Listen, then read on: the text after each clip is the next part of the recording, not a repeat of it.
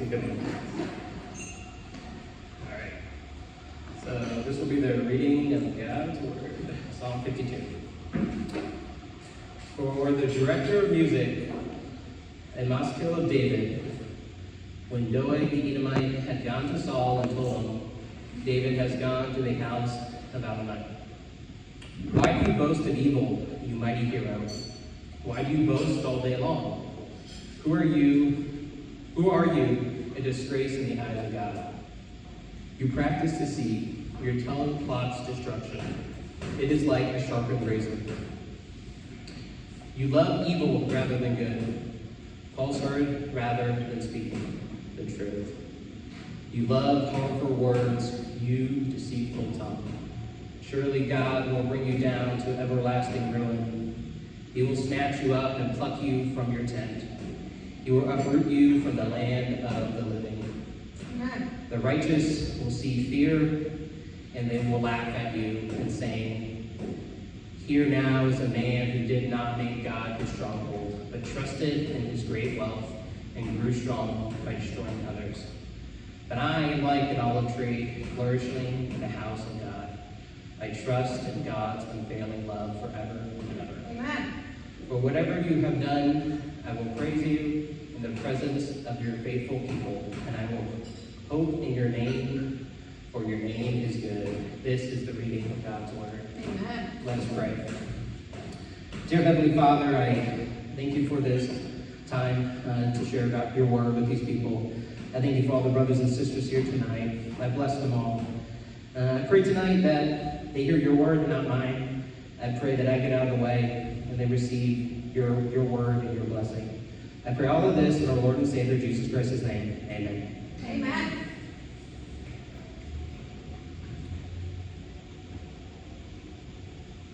Excuse me. Before we get into the text, I would like to look at the title of this song. We can see it says, Doeg the Edomite. Why is this important? This is a different heading than some of the other songs. This is telling us that the text means there is trouble coming. Let us think of this Doeg the Edomite like in the movie Jaws, when we see the shark fin in the water. Or in Star Wars, when we hear the heavy breathing of Darth Vader. And we see the smoke-filled doorway of the rebel ship immediately establishing his menacing presence. This name, Doeg the Edomite, is a menacing name. This is a menacing presence for King David. The point is, there's trouble. This is an introduction to a villain that is within Scripture. Now, many of us here, when we think of villains in Scripture, I know what comes to my mind. We think of the snake in the garden. We think of the devil. We think of Judas. We think of the Pharaoh in relation to Moses. But Doeg, the Edomite, should be added to this list. Should be thought of a great villain, not only to King David, but also within Scripture. In this psalm, we can see a few things within the structure. In the first 4 verses, we can see the confrontation of King David addressing Doeg. Second, we can see the consequences of Doeg's actions. And thirdly, we can see the contrast of King David and Doeg the Edomite. So as we think about this text, it would be an injustice if we didn't ask the question, which I asked myself when reading this: who is Doeg? Psalm 52 is a powerful and passionate psalm written by King David during a very dark time in his life. And to fully appreciate the depths of this psalm, we need to understand the story behind it. It's a story of betrayal. It's a story of injustice. It's also a story of justice. And it's a story of the unwavering faith of God's righteousness.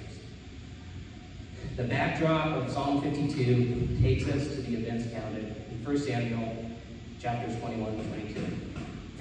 King David was anointed to be the future king of Israel. He was celebrated over his triumph over Goliath. He found himself fleeing for his life from the jealous, vengeful King Saul. Seeking refuge, King David arrived at Sidon, where he was aided by Amalek, the high priest, who provided him with holy bread and the sword of Goliath.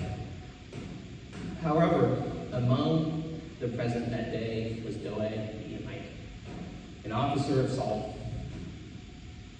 Doeg witnessed the assistance given to King David, and he later reported it to Saul, leading to the devastating act of betrayal. And Doeg Edomite's blind loyalty to Saul, Doeg accused Ahimelech and the priest of conspiracy. When Saul commanded the execution of these priests, Saul's own guards hesitated. But Doeg the Edomite mercilessly carried out the order, slaughtering 85 priests and bringing down further destruction to the town within him. King David, upon learning of this massacre, was stricken with guilt, grief, feeling the weight of the responsibilities of these actions, the death of the innocent priests. Yet, amidst this dark chapter of David's life, Ahimelech's son escaped with them and helped King David escape, and David offered protection. It is in the shadow of these events that David wrote Psalm 52. This is a psalm of profound reflection on nature's wickedness, the ultimate triumph of righteousness, and the steadfast love of our Lord. As we explore this psalm today, let us remember the story of David and Doeg. I will read one verse from 1 Samuel 22, verses 18 and 19, to illustrate this, the point I just made. It says, "The king ordered Doeg, 'You turn and strike down the priest.' So Doeg the Edomite turned and struck them down. That day he killed 85 men who wore the linen of Ephod. He also put the sword to Nu, the town of priests, with its men and its women, its children and its infants, and its cattle, its sheep, and its donkeys." This brings us to our first point, the confrontation. In the first 4 verses, David lists things about Doeg. The first is boastfulness and evil. In the opening line, it says, "Why do you boast of evil, O mighty man?" Or I think the NIV translated, "O mighty hero." Deceitfulness, he says, "Your tongue plots destruction, you worker of deceit." Preference for evil over good. He says, "You love evil more than good." Doeg's lying. He says, "Lying more than speaking what is right." And lastly, he talks of destructive speech. "You love all the words that devour." You can see here how Doeg the Edomite embodies the idea of what an evil man is. Doeg is a man who trusts in his own abilities, but does not trust in the Lord. He's not trusting love. He's not trusting kindness. He only trusts within himself. However, for us believers, we have a perfect example of what true love is. A perfect example of what a great man is. That is found in Jesus Christ, our Lord and Savior. Amen. All of us fall short of this to live up to this expectation and this example of Jesus Christ. But when we think of Jesus Christ, let's not only think of him as the example of faith, but also the reason for our faith. Amen. He is the source of our faith, he is the source of love, and he is the source for us. When we come to these verses describing evil, uncomfortable things within the Bible and sinful behavior, it should be a time of self-reflection upon ourselves. I'm sure most of us here have not killed 85 priests in a town or a village, but I think the words that David calls up to Doeg are things we can take away and ask ourselves. Do I lie? Do I put weight into evil things over our Lord? How do I talk about others, especially when they're not around? Is it in a way that destroys, or is it in a way that loves? The reality of these call-outs and confrontations, all of us in here have lied. All of us in here have put evil things over our Lord. Some of us here talk deceitful of others. We talk in ways that destroy. Throughout this passage, we will look and hopefully see that there's an extreme contrast in the evil things of behavior and the way of our Lord.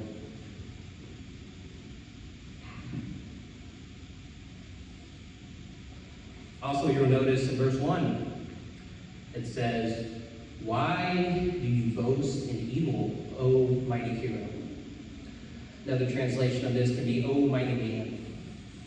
When David uses this word, mighty man, David is kind of using some humor here. He's using a little bit of sarcasm.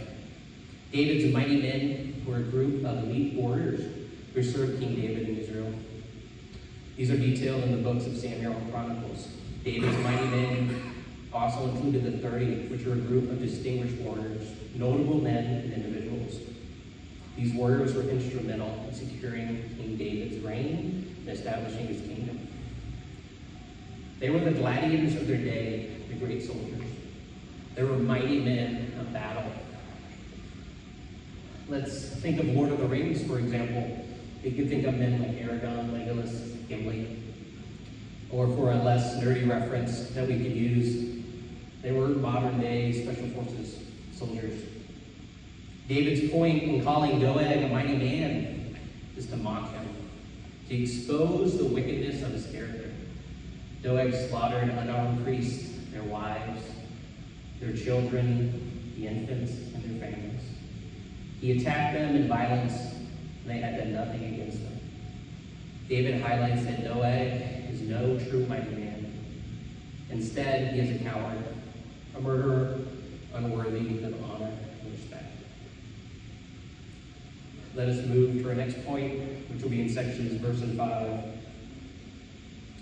Within the flow of the verse, we can see the first 4 verses were the confrontation of Doeg's actions. We can now see the consequences, the judgment of Doeg's desires, his choices, what he trusts, his actions, and these consequences have divine judgment. In today's world, we are often told by Instagram posts, Facebook posts, that you're perfect the way you are. You don't need to change. Just be yourself. Henry Ford has this quote that says, it's the man who started Ford Motors says, "You are the master of your own fate, the captain of your soul." Another famous motivational speaker says, "You're the architect of your own destiny, the master of your own fate." Now, these are partially true, but we must remember a half-truth is not a full truth. Preach! Our decisions do have outcomes, but we have an ultimate leader, an ultimate provider, an ultimate man that we trust. Amen. And that is in our Lord and Savior, Jesus Christ. Amen. This is illustrated in verse 7, where it says, "See the man who would not make God his refuge, Come on. but trust in the abundance of his riches and sought refuge in his own destruction." Doeg made decisions in his life outside of our God, outside of our Lord. Doeg was being his own God. How many times in our lives do we look at ourselves as our own gods? How many times do we put evil things upon the things the Lord has put before us?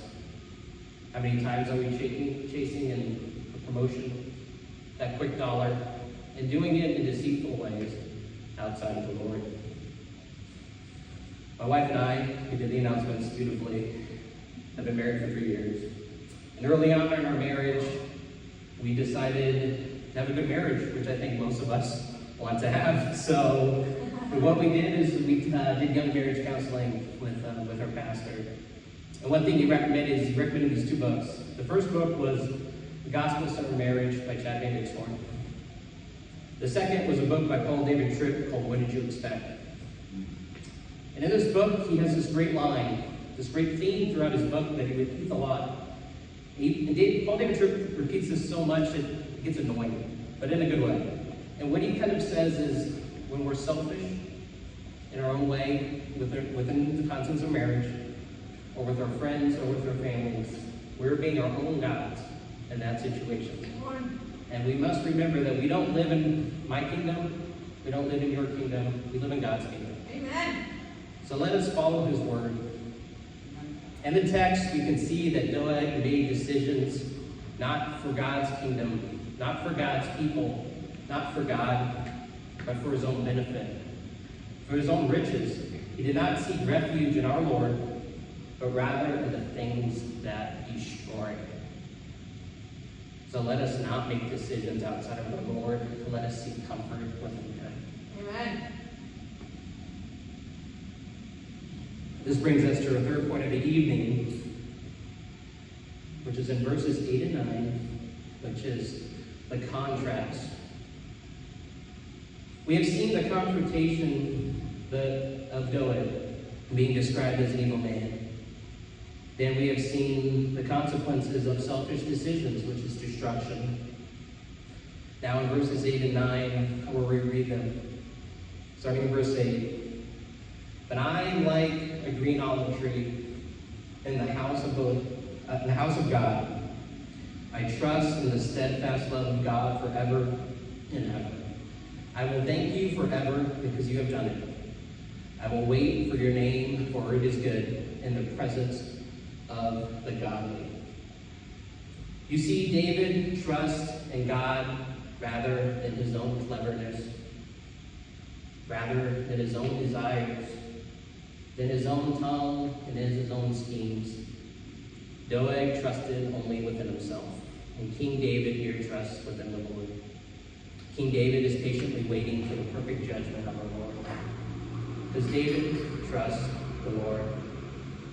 Both of these men are trusting in two very different things. Doeg is trusting only within himself. I think in the Western culture, American culture, we sometimes have this attitude, like, I can do it by myself. I don't need anybody. I don't need a church family. I don't need brothers and sisters to walk by. I can do this myself. This is not what the Lord says. And what a beautiful lesson this should be for us, and especially when people wrong us in our lives, when a friend, when a family, when a coworker has disrespected us. I don't know about you, but when I feel disrespected, potentially even driving here tonight, you seek this idea of revenge. Sometimes these simple thoughts into your brain. It's like, I will do this to get back at them. I will do that to get back at them. But here in Psalm 52, Doeg did awful, unthinkable things to David and the people knew. But still, David's unwavering trust for our Lord says something like, I know you will bring judgment. I know judgment will be perfect only in your hands. There's a day coming when Jesus is going to come back and judge everybody perfectly. Amen. And this is shown in these next three verses. In Romans 2:16, it says, I will take place on the day when God judges people's secrets through Jesus Christ, as my gospel declares. In Revelation 19:1, it says, I saw heaven standing open, and there before me was a white horse, whose rider is called Faithful and True. With justice he judges wages and war. Finally, in Acts 17:13, it says, for he has set a day when he will judge the world with just by the man he has appointed. Amen. He was given proof of this to everyone by raising him from the dead. Amen. What perfect peace should that give us? What relaxation should that give us? What rest should that give our unwavering hearts in these sinful times? It's so easy to look out into the world and see so much sin, so much heartbreak. But man, what a glorious time to be in. To have Jesus Christ who died for our sins. Amen. Let us rest knowing that God's steadfast love is always there with us. And there will be a day when Christ will come to judge the living and the dead. Amen.